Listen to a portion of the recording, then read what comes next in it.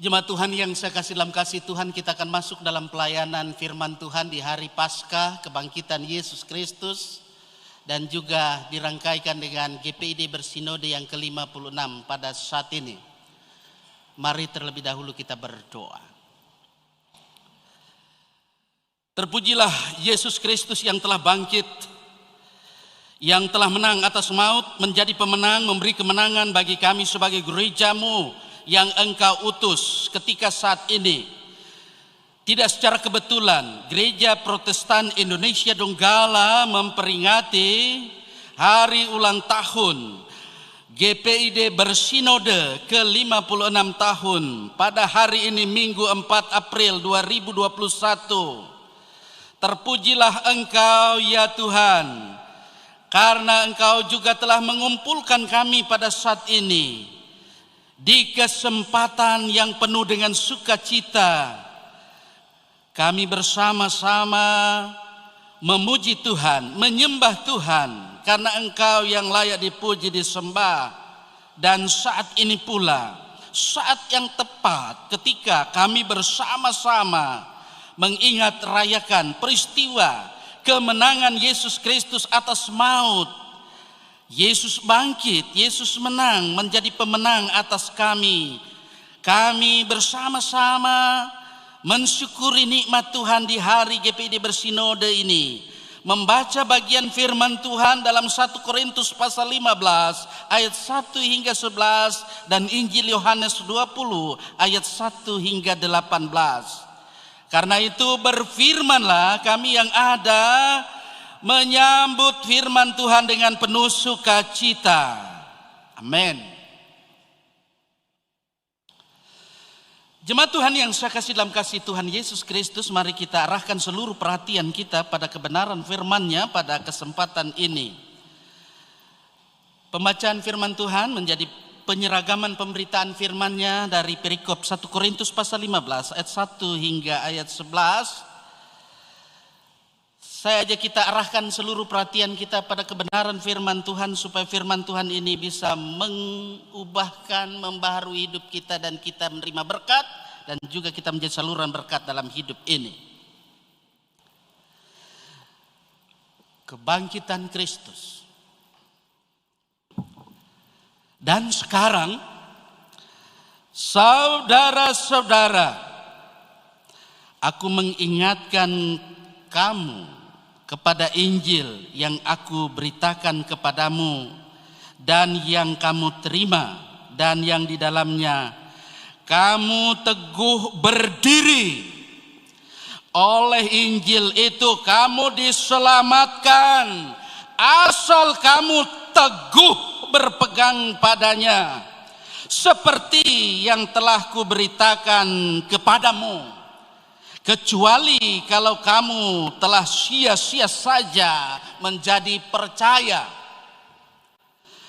Sebab yang sangat penting telah kusampaikan kepadamu, yaitu apa yang telah ku terima sendiri, ialah bahwa Kristus telah mati karena dosa-dosa kita sesuai dengan kitab suci, bahwa Ia telah dikuburkan dan bahwa Ia telah dibangkitkan pada hari yang ketiga sesuai dengan kitab suci, bahwa Ia telah menampakkan diri kepada Kefas dan kemudian kepada ke-12 murid-Nya. Sesudah itu Ia menampakkan diri kepada lebih dari 500 saudara sekaligus. Kebanyakan dari mereka masih hidup sampai sekarang, tetapi beberapa di antaranya telah meninggal. Selanjutnya, Ia menampakkan diri kepada Yakobus, kemudian kepada semua rasul. Dan yang paling akhir dari semuanya, Ia menampakkan diri juga kepadaku, sama seperti kepada anak yang lahir sebelum waktunya. Karena aku adalah yang paling hina dari semua rasul, sebab aku telah menganiaya jemaat Allah. Tetapi karena kasih karunia Allah, aku adalah sebagaimana aku ada sekarang. Dan kasih karunia yang dianugerahkannya kepadaku tidak sia-sia. Sebaliknya, aku telah bekerja lebih keras daripada mereka semua. Tetapi bukannya aku, melainkan kasih karunia Allah yang menyertai aku. Sebab itu, baik aku maupun mereka, demikianlah kami mengajar, dan demikianlah kamu menjadi percaya. Firman Tuhan, perikop yang kedua, Injil Yohanes 20 ayat 1 hingga ayat 18. Kebangkitan Yesus. Pada hari pertama minggu itu, pagi-pagi benar, ketika hari masih gelap, pergilah Maria Magdalena ke kubur itu dan ia melihat bahwa batu telah diambil dari kubur. Ia berlari-lari mendapatkan Simon Petrus dan murid yang lain yang dikasihi Yesus dan berkata kepada mereka, Tuhan telah diambil orang dari kuburnya dan kami tidak tahu di mana ia diletakkan. Maka berangkatlah Petrus dan murid yang lain itu ke kubur. Keduanya berlari bersama-sama. Tetapi murid yang lain itu berlari lebih cepat daripada Petrus sehingga lebih dahulu sampai di kubur.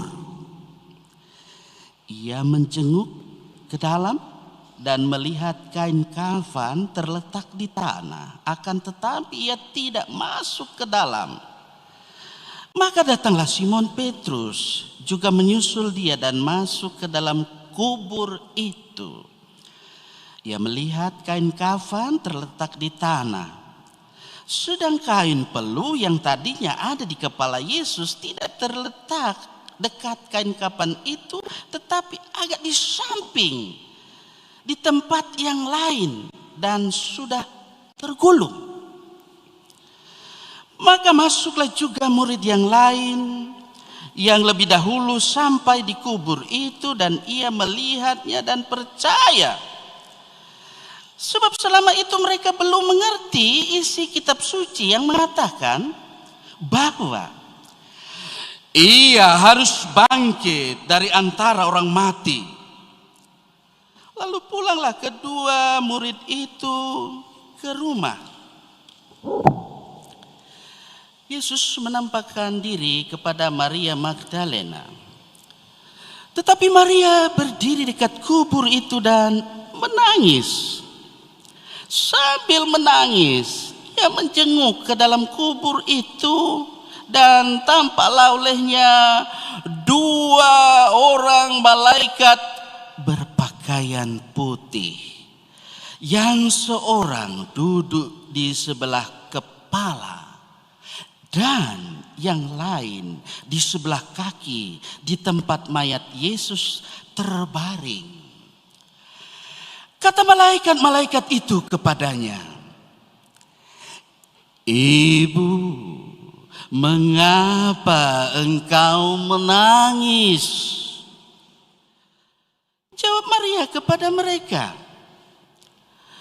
Tuhanku telah diambil orang dan aku tidak tahu di mana ia diletakkan. Sesudah berkata demikian, ia menoleh ke belakang dan melihat Yesus berdiri di situ. Tetapi ia tidak tahu bahwa itu adalah Yesus. Kata Yesus kepadanya, "Ibu, mengapa engkau menangis? Siapakah yang engkau cari?" Maria menyangka orang itu adalah penunggu taman. Lalu berkata kepadanya, "Tuan, jikalau Tuhan yang mengambil dia, katakanlah kepadaku di mana Tuhan meletakkan dia supaya aku dapat mengambilnya." Kata Yesus kepadanya, "Maria." Maria berpaling dan berkata kepadanya dalam bahasa Ibrani, "Rabuni," artinya guru. Kata Yesus kepadanya, "Janganlah engkau memegang aku, sebab aku belum pergi kepada Bapa. Tetapi pergilah kepada saudara-saudaraku dan katakanlah kepada mereka bahwa sekarang aku akan pergi kepada Bapakku dan Bapamu, kepada Allahku dan Allahmu." Maria Magdalena berkata kepada murid-murid, "Aku telah melihat Tuhan." Dan juga bahwa ia yang mengatakan hal-hal itu kepadanya. Jemaat Tuhan, itulah berita firman Tuhan yang menyatakan bahwa Yesus hidup dari kematian. Yesus bangkit. Yesus mengalahkan maut.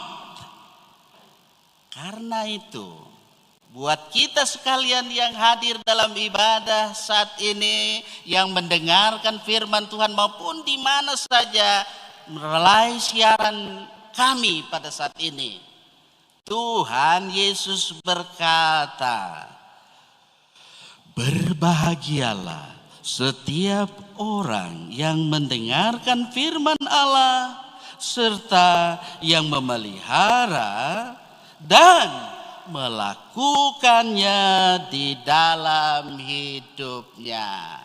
Haleluya. Haleluya. Haleluya. Haleluya.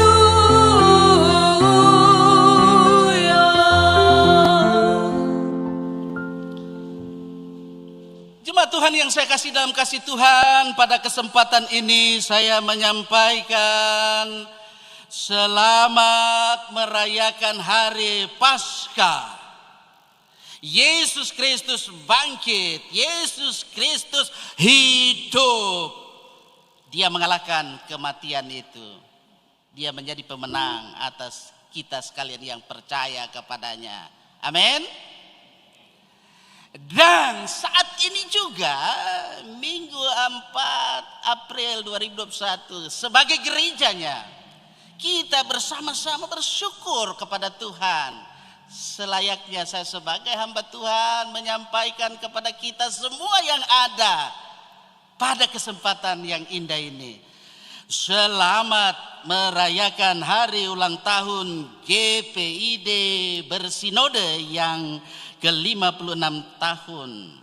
Tuhan Yesus Kristus yang bangkit, yang adalah kepala gereja kita, dia mengutus GPID di tengah-tengah dunia ini. Kita harus selalu melaksanakan tugas tanggung jawab yang ia berikan, amanah yang ia sudah berikan Seperti kita tadi sudah menyatakan tekad kita bersama, jangan hanya verbal saja, hanya kata-kata saja, tetapi mari kita aplikasikan itu, ya sebagaimana kita mengaplikasikan Android yang ada. Ya saya lihat ada yang bawa Android, mudah-mudahan fokus kita pada firman Tuhan ya.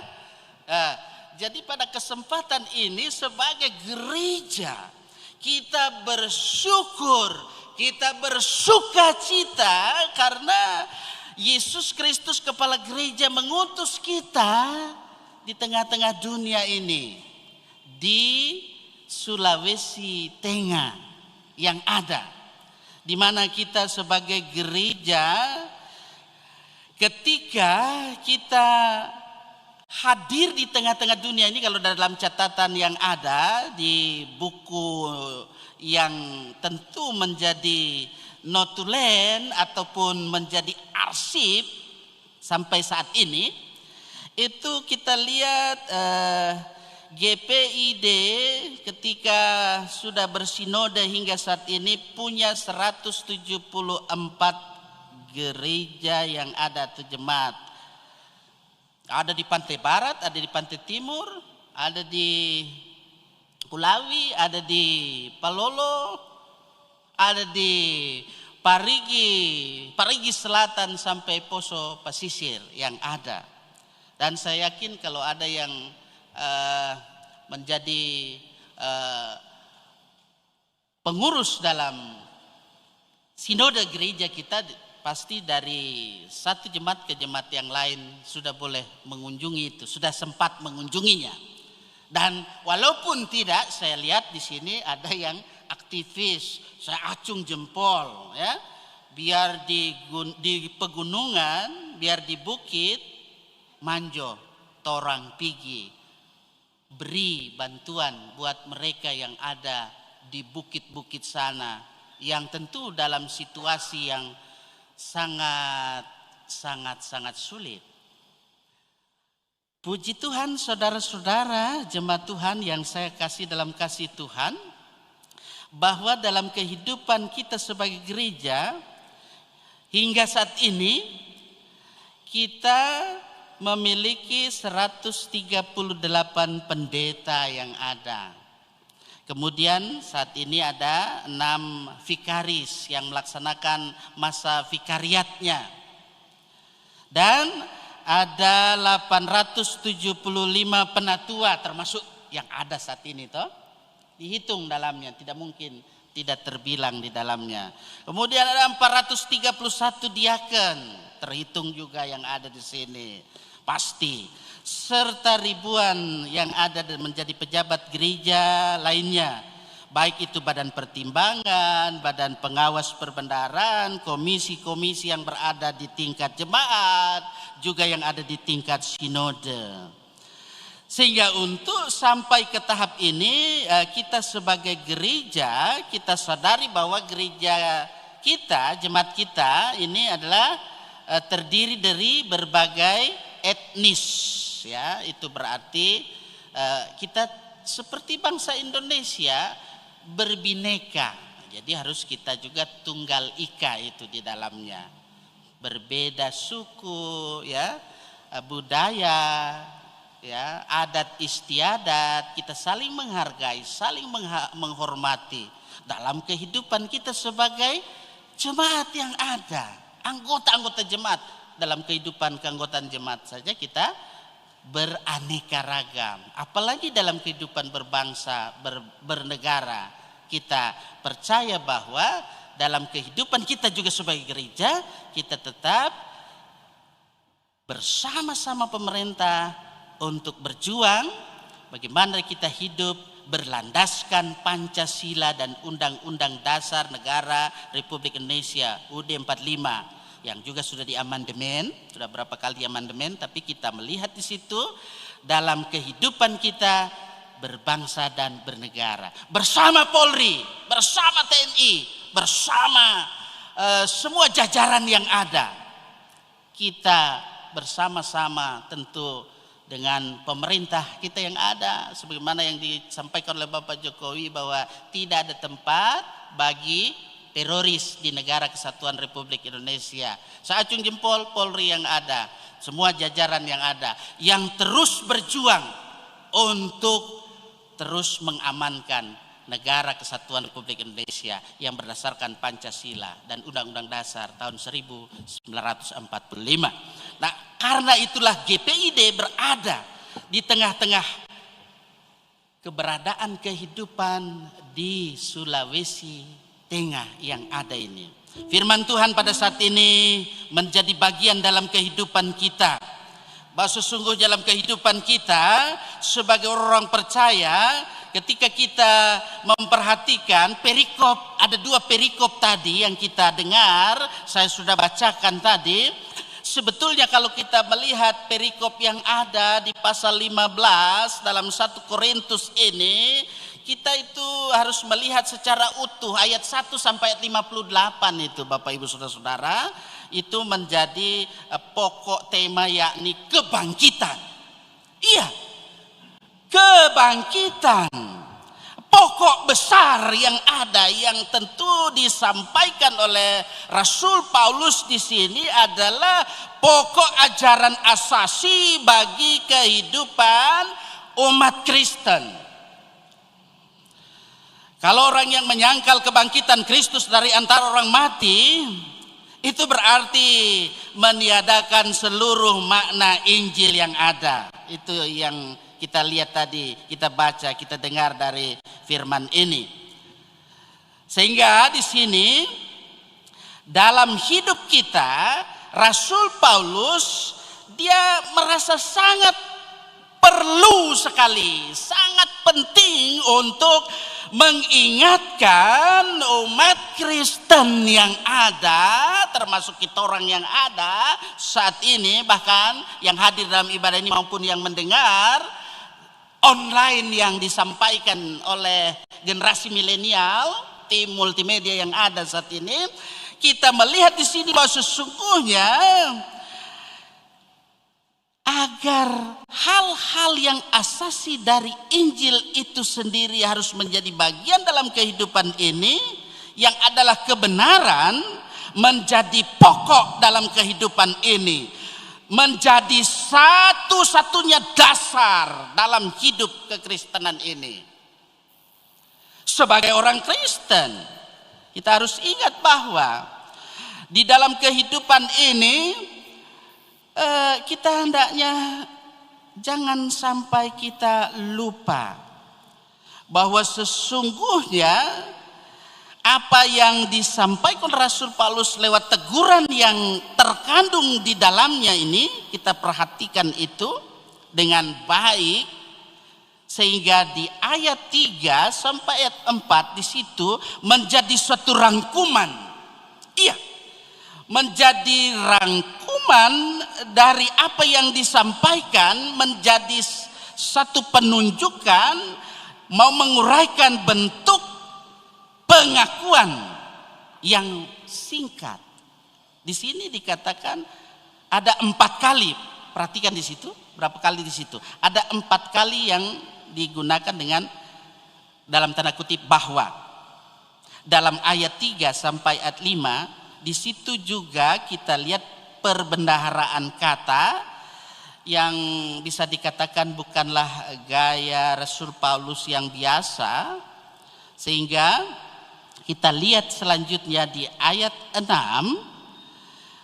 di situ apa yang disampaikan merupakan peristiwa-peristiwa yang mau dinyatakan secara objektif tentang Kristus, tentang Allah yang sudah lama dijanjikan, dan juga hal yang tentu belum lama dipenuhi secara historis, secara sejarah yang ada.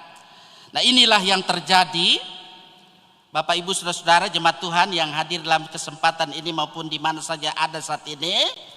Kita lihat di situ yang menjadi fakta: kematian, kemudian penguburan, kemudian pembangkitan, dan juga sebab-sebabnya.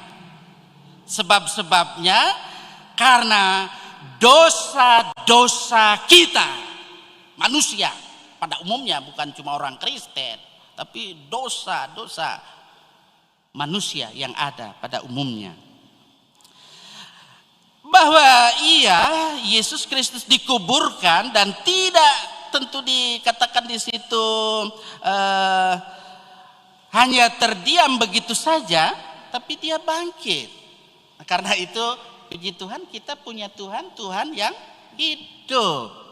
Yesus Kristus hidup. Amin. Kita tidak berdoa lagi, semoga Nabi Isa alaihissalam atau Yesus Kristus mendapat tempat di sisi Allah. Justru Yesus Kristus yang sudah menyatakan bahwa dalam kehidupan ini, ketika dia sudah bangkit, dia juga mempersiapkan para muridnya. Ketika dia sudah bangkit, dia tidak langsung ke sorga, tapi dia memperlengkapi para murid supaya tetap kuat di dalam Tuhan. Karena ada banyak tantangan yang akan dihadapi, yang berat bukan yang ringan. Ya, dia sudah ada di sorga, dia sudah menyediakan tempat. Masih ingat itu? Dalam rumah Bapakku banyak tempatnya. Apabila dalam hidup ini kita sungguh-sungguh tentu mau hidup beriman kepadanya. Jangan menjadi Kristen KTP. Di Kristen, kalau dibaptis lalu datang ke gereja melapor sama majelis, ikut katekisasi. Kalau mau menikah, lapor nanti itu baru datang ke gereja. Bukan sekedar itu, bukan sekedar baptis, nikah, apalagi itu. Kalau so mati apalagi toh? Ya mungkin dia kubur sendiri. Nah, oleh karena itu Bapak Ibu Saudara-saudara, menyentuh sekali ini firman Tuhan ini. Sehingga dalam kehidupan ini mari kita telaten menjadi orang Kristen. Saya tidak mau menyebut yang lain karena saya berbicara fokus pada umat Kristiani pada saat ini di hari Paskah. Hari ini juga adalah GPID bersinode. Ketika kita melihat bahwa Yesus itu kebangkitan dan hidup, barang siapa percaya kepadaku, kepada Yesus maksudnya, ia akan hidup walaupun ia sudah mati. Kita orang di dunia ini mau mati semua. Jangan nanti pikir, katanya orang Kristen itu kalau sudah percaya Yesus mau hidup terus. Orang ini juga mau mati, saudara-saudara. Makanya jangan banggakan harta kekayaan.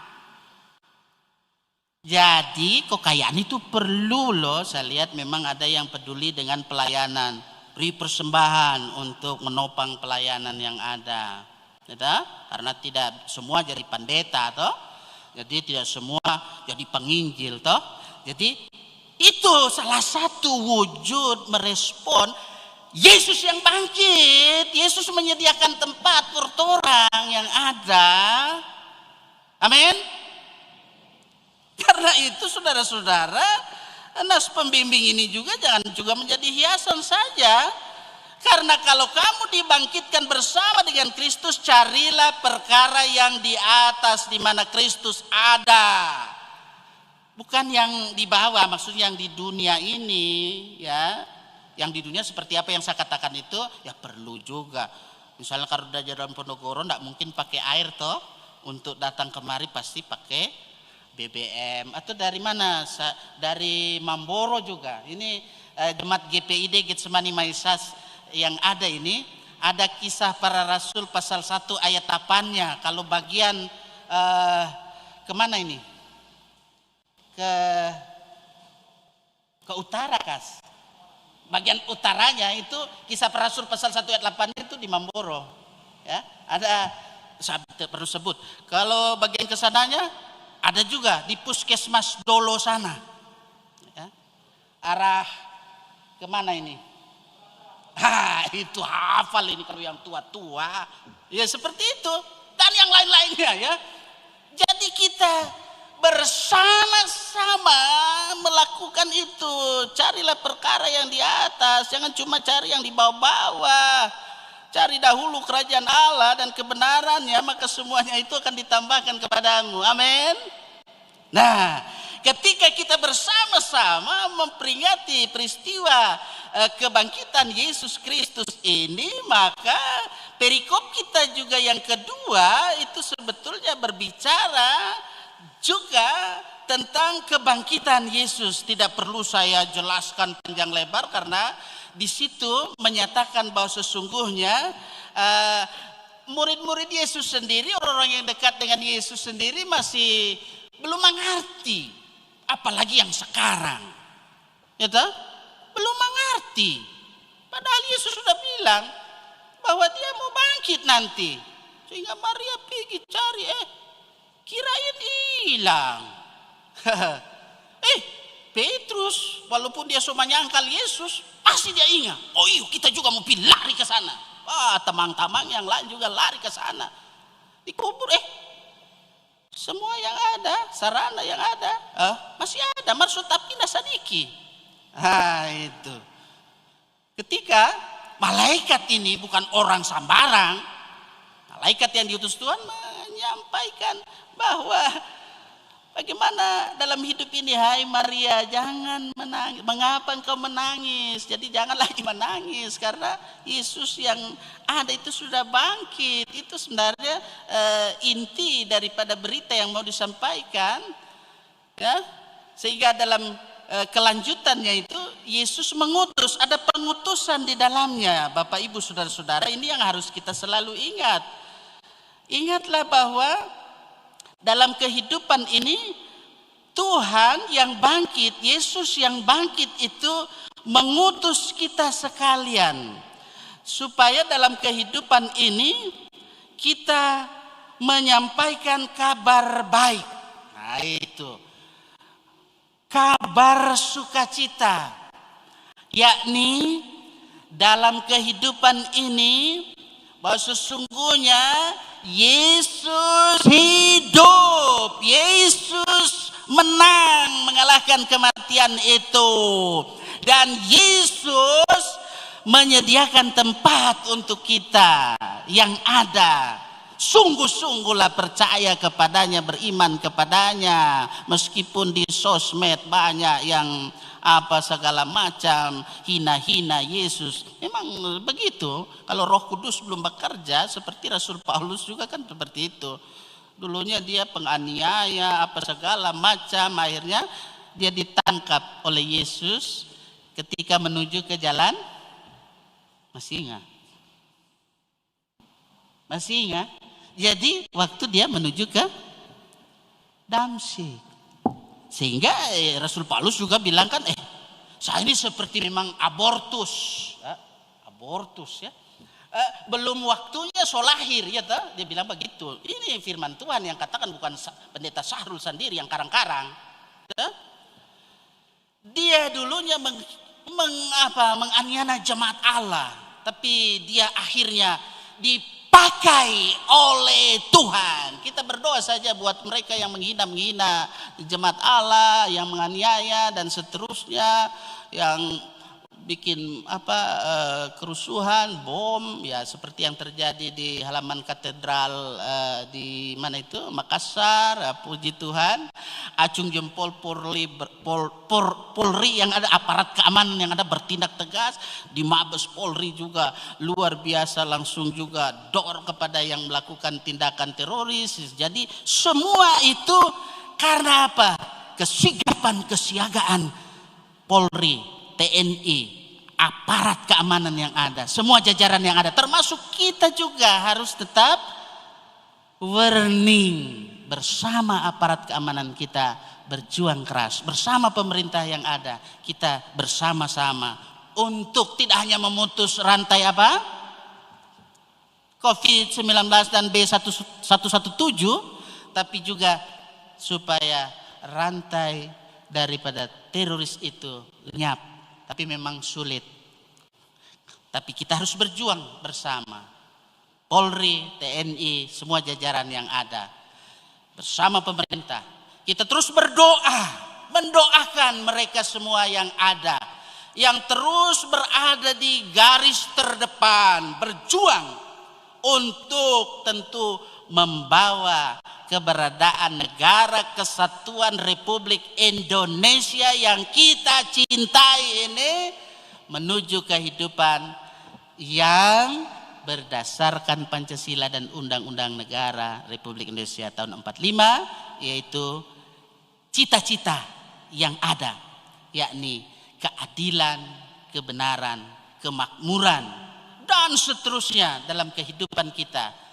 Walaupun di sana sini tentu masih banyak terjadi hal-hal yang tidak diinginkan, tapi saya percaya Tuhan yang bangkit, Yesus yang bangkit terus mengaruniai Roh Kudus bagi setiap orang-orang yang dipakai oleh Tuhan sehingga terus bersinar ketika datang kepada Sang Hidup itu, bersinar dan terus menjadi berkat. Amin. Selamat merayakan Paskah Yesus Kristus dan selamat pastinya Happy Birthday buat kita sebagai umat Tuhan Gereja Protestan Indonesia Donggala GPID Bersinode yang ke-56 tahun. Saja kita berdiri, kita bersama nyanyikan Happy Birthday, Happy Birthday. Sambil kita angkat tangan, kenapa Happy birthday, happy birthday, happy birthday to you. Happy birthday to you. Happy birthday to you. Happy birthday, happy birthday, happy birthday to you. Happy birthday to you. Happy birthday to you. Happy birthday, happy birthday, happy birthday to you. panjang umurnya, Panjang umurnya, GPID Bersinode badannya, kuat supaya imannya di dalam kuat Tuhan, di dalam di Tuhan. dalam Tuhan, di dalam Tuhan. Kita bersama bangkit bersama Yesus. Ketika sebagai GPID kita mau menyatakan hai bangkit bagi Yesus, supaya kita tidak hanya adem ayem saja, kita harus bangkit bersama Yesus yang bangkit, yang adalah pemenang dalam kehidupan kita sebagai jemaatnya. Kuncinya seorang bang.